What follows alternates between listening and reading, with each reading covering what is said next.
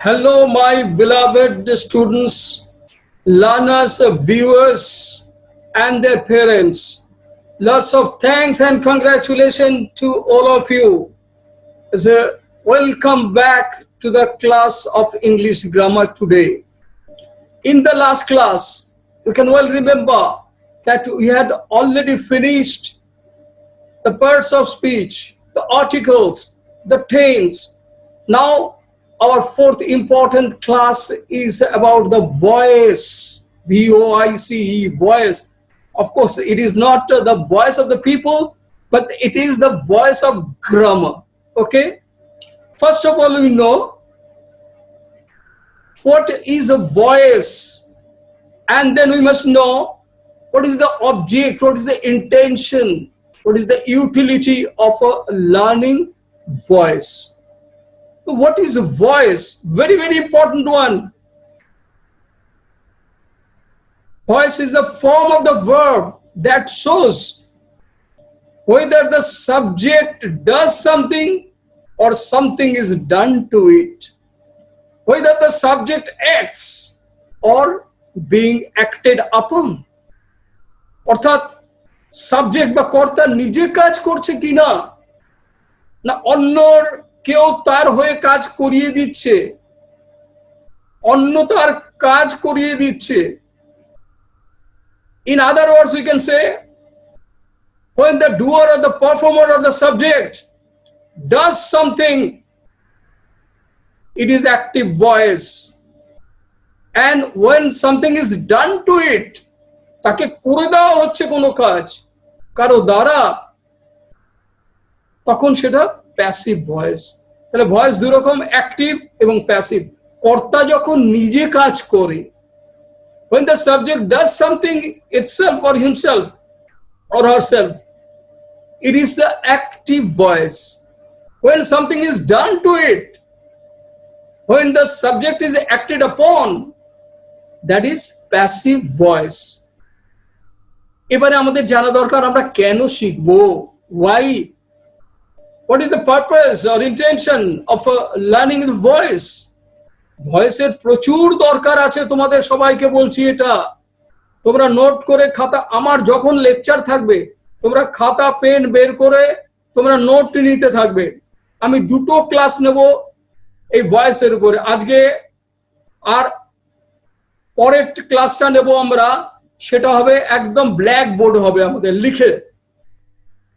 আজকের ক্লাসটা আমাদের মুখে আমরা নিচ্ছি। হোয়াট ইজ দ্য পারপাস, উদ্দেশ্য কি, কেন শিখবো আমরা? এই কেনর উত্তর শুধু বিজ্ঞান দেবে না, গ্রামারও দেবে। কেন আমরা শিখবো এই voice? When it is preferable not to mention or focus the subject, যখন আমাদের উদ্দেশ্য থাকবে সাবজেক্টকে আমরা ফোকাস করব না, কে কাজটা করেছে, ডুয়ার অর দ্য সাবজেক্ট, তাকে আমরা লুকোতে চাইছি, আড়াল করতে চাইছি, বিভিন্ন কারণে হতে পারে এটা, তাকে বলতে চাইছি না তার নামটা, সেসব ক্ষেত্রে ভয়েসের বিরাট দরকার হয়। যেমন একটা উদাহরণ দিচ্ছি তোমাদের, he was killed in the canal side, খাল ধারে তাকে খুন করা হয়েছিল। কে খুন করেছে আমি কিন্তু বলতে চাইছি না বা বলতে পারছি না, বলাটা উচিত নয়। তাহলে যখন পারফর্মারকে আমরা ফোকাস করতে পারছি না, কোনো অসুবিধা আছে, সেটা জন্য আমাদের ভয়েস চেঞ্জ, সেটা প্যাসিভ ভয়েসে করতে হবে। এই জন্য ভয়েসটা শেখার। This is number one. Number two, when we want to focus the receiver, not the doer, অর্থাৎ যে সাফার করেছে, যে কষ্ট ভোগ করলো, তাকে যখন আমরা তুলতে চাই, হাইলাইট করতে চাই, ফোকাস করতে চাই, তখন কিন্তু আমাদের এই ভয়েসের বিরাট দরকার হবে। যেমন the man was knocked down by a truck, আসলে ট্রাকটা কিন্তু কর্তা, সাবজেক্ট, ও কিন্তু নকডাউন মানে ধাক্কা মেরে দিয়েছে একটা লোককে, কিন্তু আমরা এখানে কাকে ফোকাস করছি? সেই লোকটাকে যে ব্যথা পেয়েছে, যে রিসিভার, যে গিভার অর্থাৎ ট্রাক বা লরি সে নয়। তাহলে এক্ষেত্রে আমাদের ভয়েস চেঞ্জটা বিশাল দরকার পড়বে যখন আমরা পারফর্মারকে ফোকাস করতে চাই, যখন আমরা রিসিভারকে ফোকাস করতে চাই, ভয়েস চেঞ্জ বিরাট লাগবে। যখন আমরা কোনো ইনভিটেশন করতে যাব কাউকে, কোনো সোশ্যাল ইনভিটেশন আর অফিসিয়াল ইনভিটেশন কাউকে করতে যাচ্ছি, কোনো অ্যানাউন্সমেন্ট হচ্ছে, কাউকে কোনো রিকোয়েস্ট করা হচ্ছে, অনুরোধ করা হচ্ছে, কোনো অ্যানাউন্সমেন্ট করা হচ্ছে, তখন কিন্তু ভয়েস চেঞ্জের বিশাল দরকার। এই জন্য ভয়েস শিখতে হবে। যেমন invitation, you are requested or you are advised, you are requested to come to our house tomorrow to have your lunch and dinner. তাহলে আমি রিকোয়েস্ট করি, ইনভাইট করছি তাকে, you are invited to come to our house tomorrow to have your lunch and dinner. Invitation হচ্ছে, এটা passive ভয়েসে আমরা করলাম, অ্যাক্টিভে ভালো লাগবে না। এই জন্যই ভয়েসের দরকার এবং ভয়েস চেঞ্জ দরকার, অ্যাক্টিভ থেকে প্যাসিভ, প্যাসিভ থেকে অ্যাক্টিভ। তারপরে অ্যানাউন্সমেন্টে তোমরা শুনেছো, রেল স্টেশনে যদি গিয়ে থাকো বুঝবে, passengers are requested not to smoke inside the train compartment. ট্রেনের কম্পার্টমেন্টের ভেতরে কোন রকম ধূমপান করবেন না। এই যে এটা প্যাসিভ ভয়েসে সবসময় বলা হয়, অ্যাক্টিভে বলা হয় না। Passengers are requested not to smoke inside the compartment. তাহলে এগুলো দরকার আমাদের। এবারে যে মেন জিনিসে আমরা যেতে চাইছি, একটা সেন্টেন্সের আগে আমরা বলেছি কি কি থাকে, SVO, সাবজেক্ট ভার্ব অবজেক্ট। ওকে, SVO প্রসেস। সাবজেক্ট প্রথমে কর্তা, তারপরে ভার্ব ক্রিয়া, তারপরে অবজেক্ট কর্ম। Subject verb object. যখন এই সাবজেক্ট আর অবজেক্ট, যে একদম বাঁদিকে আছে সাবজেক্ট একদম আর এক ডান দিকে আছে অবজেক্ট, তারা যখন নিজেদের জায়গা পরিবর্তন করে, when they change their places like the crossroad, this is the symbol of the voice change. This is the symbol. My beloved students, my learners, and the viewers and their guardians, this is the symbol of voice change. কিরকম symbol হলো? বা দিকেরটা চলে যাবে ডান দিকে, ডান দিকেরটা চলে যাবে বা দিকে। This is the symbol. Always remember this symbol, like crossroads. Subject বা দিক থেকে চলে যাবে একেবারে ডান দিকে, আর একদম ডান দিকে যেটা অবজেক্ট আছে সেটা চলে আসে সাবজেক্টের দিকে, উল্টে যাবে। They will change their places only. একটা উদাহরণ দিচ্ছি, I kill a tiger. I subject, kill verb, কাকে করি? টাইগারকে। তাহলে টাইগার হচ্ছে অবজেক্ট, সাবজেক্ট ভার্ব অবজেক্ট। এইবারে দেখো তারা কিভাবে স্থান পরিবর্তন করছে। A tiger is killed by me. তাহলে ডান দিকের যে অবজেক্ট ছিল সে চলে গেল বা দিকে, আর বা দিকের যে সাবজেক্ট ছিল আই, সেটা হয়ে গেল মি। অবজেক্ট চলে গেল, অবজেক্টের জায়গায় চলে গেল সেটা। তাহলে this is the symbol of voice change. Always remember this Crossroads. দুর্দান্ত জিনিস, এটা মনে রাখার মতন জিনিস। এবার একটা দারুণ ইম্পর্টেন্ট জিনিস তোমাদের বলি। তাহলে তোমরা প্রশ্ন করতে পারো আমাকে, স্যার অবজেক্ট কাকে বলে? আমি কিন্তু এর আগের দিন ক্লাসে তোমাদের বলেছি অবজেক্ট কাকে বলবো আমরা। অবজেক্ট হচ্ছে কর্ম। কি বা কাকে, কর্তা কে প্রশ্ন করো ভার্বটা দিয়ে, ভার্ব দিয়ে প্রশ্ন করতে হবে। কি বা কাকে প্রশ্ন করলে যদি তার উত্তর পাওয়া যায়, যে উত্তরটা পাচ্ছি সেটাই হচ্ছে অবজেক্ট। যেমন আই কিল আ টাইগার, আমি একটা বাঘ মারি। এই মারা কিল দিয়ে প্রশ্ন করতে হবে, কি কিল করি? উত্তর পাচ্ছি টাইগার। কাকে কিল করি? পাচ্ছি বাঘ, টাইগার। তাহলে কি বা কাকে, যে কোনো একটা প্রশ্নের উত্তর খুঁজে পেলেই বুঝতে হবে সেই উত্তরটাই হচ্ছে অবজেক্ট। আর একটা ভেরি ভেরি ইম্পর্টেন্ট জিনিস তোমাদের বলে রাখি, সব সেন্টেন্সের কিন্তু ভয়েস চেঞ্জ হবে না। ট্রান্সিটিভ ভার্ব যেখানে আছে, অর্থাৎ সকর্মক ক্রিয়া, যার কর্ম আছে, আমরা পড়েছি, আমরা ভার্বটাকে নেক্সট অনেক বড় করে দেখাবো, আমি বলেছিলাম তোমাদেরকে, তার বিশ্বরূপ দেখাবো, ভার্বের কোথায় কি আছে, বিশাল সৌন্দর্য ভার্বের, সেটা পরে দেখাবো। আজকে বলছি ট্রান্সিটিভ আর ইন্ট্রান্সিটিভ ভার্ব কোথায় এসে বলছি না, ভয়েস চেঞ্জের ব্যাপারে এটা বিশাল লাগবে। ট্রান্সিটিভ ভার্ব মানে যার কর্ম আছে সেই ভার্বকে বলে ট্রান্সিটিভ ভার্ব, সকর্মক ক্রিয়া বাংলায়।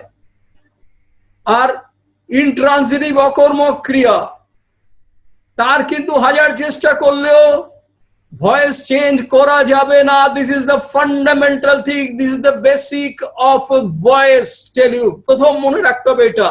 যেমন আমি একটা বাঘ মারি, কি মারি? বাঘ। উত্তর পেলাম, বাঘটা হচ্ছে কর্ম, অবজেক্ট। এবার কর্মটা আগে চলে আসবে।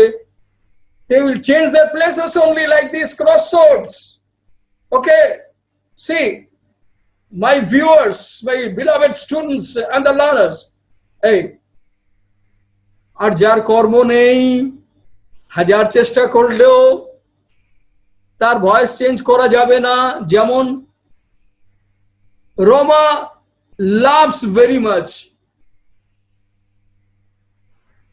লাভ, LAUGH, হাসে, রমা খুব হাসে। রমা লাভস ভেরি মাচ, লাভ। এখানে হাজার চেষ্টা করলে কিন্তু করা যাবে না, আমরা ভয়েস চেঞ্জ করতে পারবো না, কারণ হাসি হচ্ছে অকর্মক ক্রিয়া, ইন্ট্রান্সিটিভ ভার্ব। কেমন? প্রশ্ন করো, রমা কি হাসে? উত্তর নেই। কাকে হাসে? উত্তর নেই। The man is swimming in the river. দ্বিতীয় আমার example, the second example is the man is swimming in the river. লোকটা নদীতে সাঁতার কাটছে। ভার্বকে দিয়ে প্রশ্ন করো, সুইম, কি সুইম করছে? কি সাঁতার কাটছে? উত্তর নেই। কাকে সাঁতার কাটছে? উত্তর নেই। ইনট্রান্সিটিভ ভার্ব, হাজার চেষ্টা করলেও এর ভয়েস চেঞ্জ আমরা করতে পারবো না। ওকে, এইটা প্রথম জানতে হবে, ভয়েস চেঞ্জ কার করতে পারবো, কার করতে পারবো না। তাহলে আমরা দেখলাম সাবজেক্ট ভার্ব অবজেক্ট ঠিক ক্রস শর্ট হয়ে গিয়ে হয়ে যাবে, অবজেক্টটা চলে আসবে সাবজেক্টের জায়গায়, আর সাবজেক্টটা চলে আসবে অবজেক্টের জায়গায়। আই কিল আ টাইগার, তাহলে এর ভয়েস চেঞ্জ কি হচ্ছে?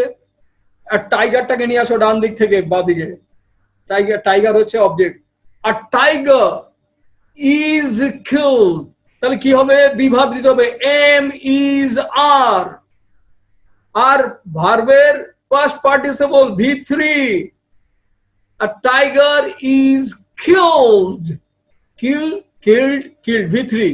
আর বাই একটা আনতে হবে এখানে লিঙ্কার হিসাবে, বাই মি, আইটা হয়ে যাবে মি।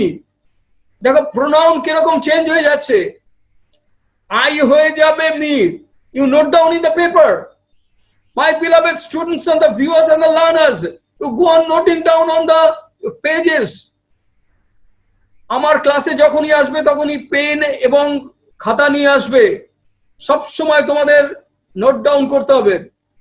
তাহলে কি কি হলো?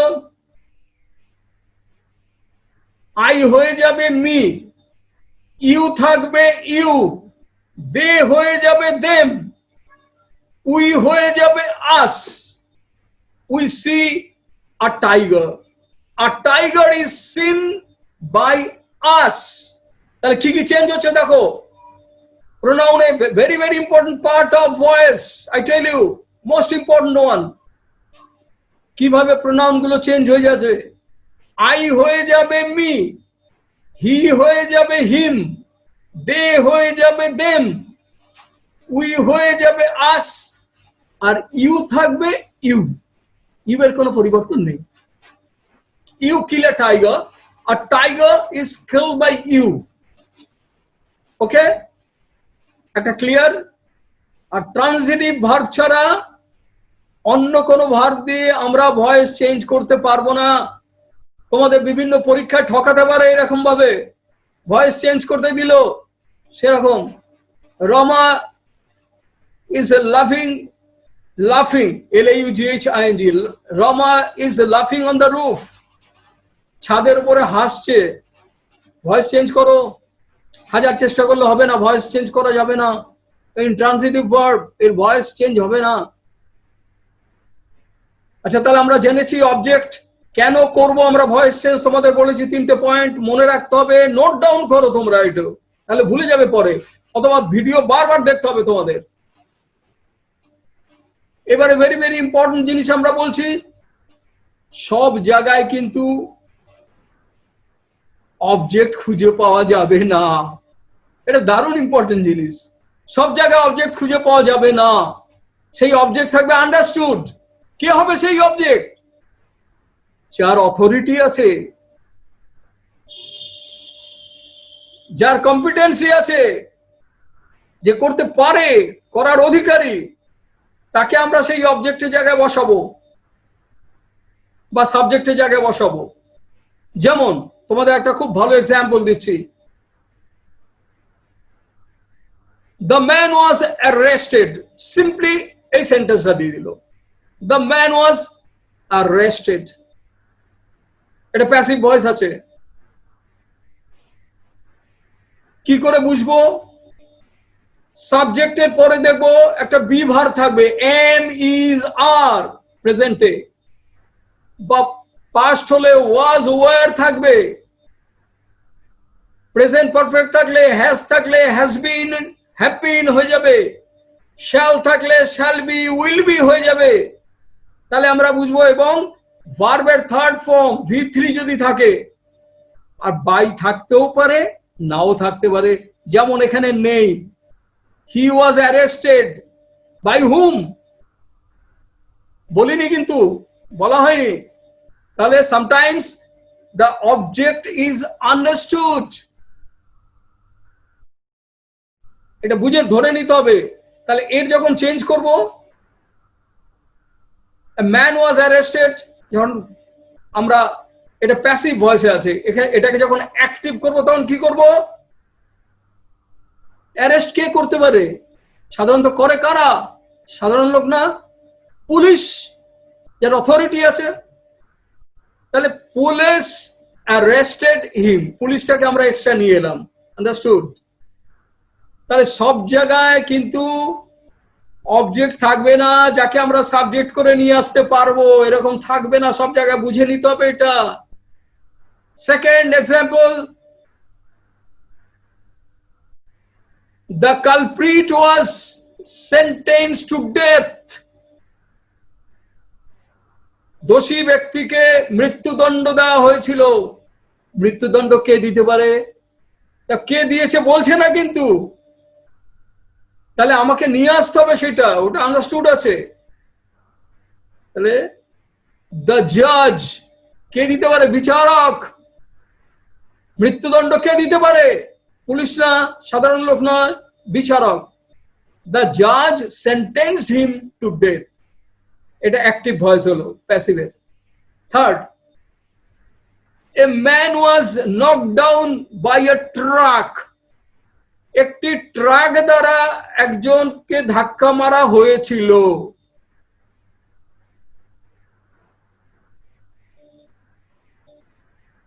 A man was knocked down by a truck. অবশ্যই এটা এর আগেও তোমাদের বলেছি। নেক্সট হচ্ছে the house was burnt, বাড়িটা পোড়া ছিল। The house was burnt, P-U-R-N-T, burnt.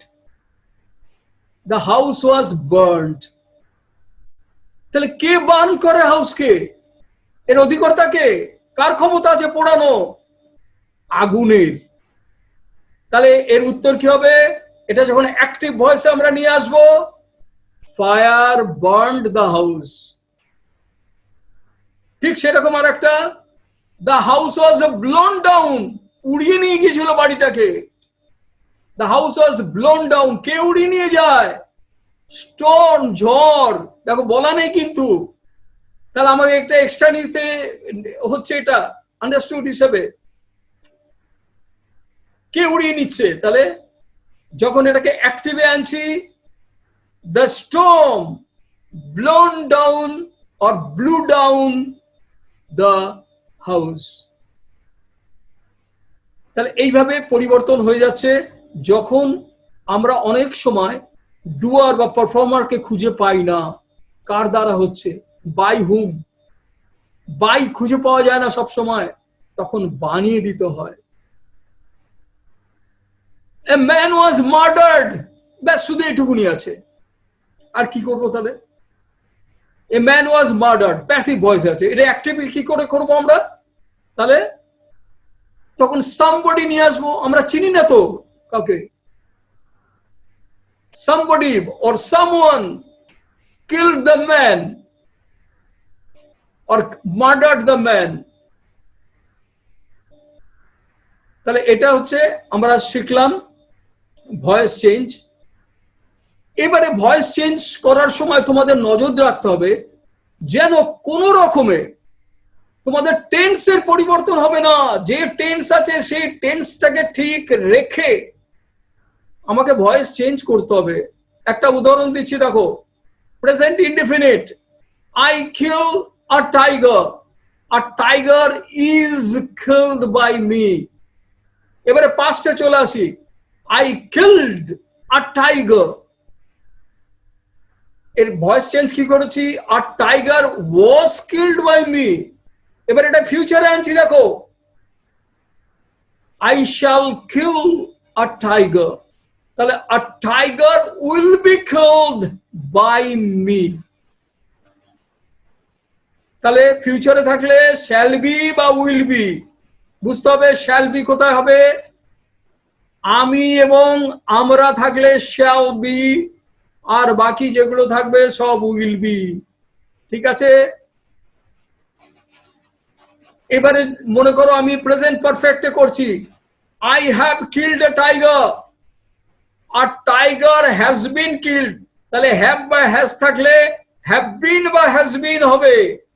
R tiger has been killed, ভার্বের third form V3, by me. ওকে,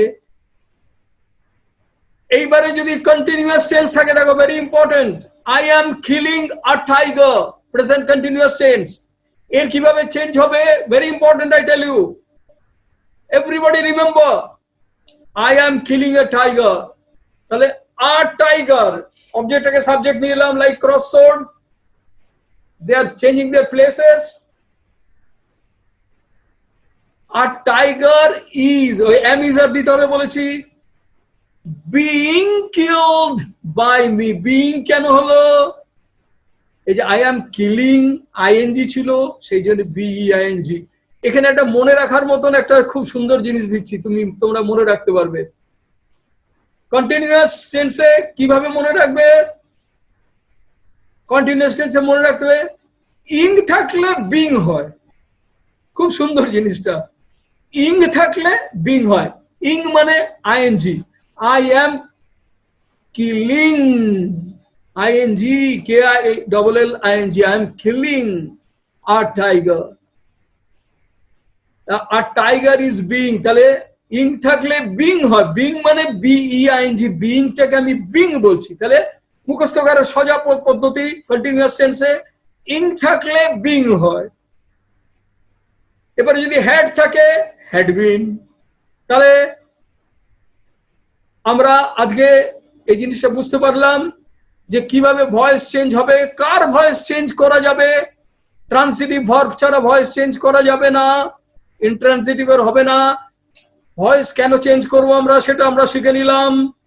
এবং এর পরের দিন আমরা ব্ল্যাকবোর্ডে আসব different types of voice changes, অনেক কঠিন কঠিন দুর্দান্ত সমস্ত ভয়েস চেঞ্জ আছে যেগুলো বোর্ডের মধ্যে তোমাকে দাঁড়িয়ে করতে হবে। আমি শেখাবো এরকম 30 থেকে 35টা different kinds of voice changes. I will take class tomorrow on Blackboard.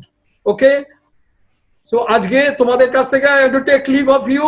Thank you very much, my beloved students and learners and the viewers. Thank you very much.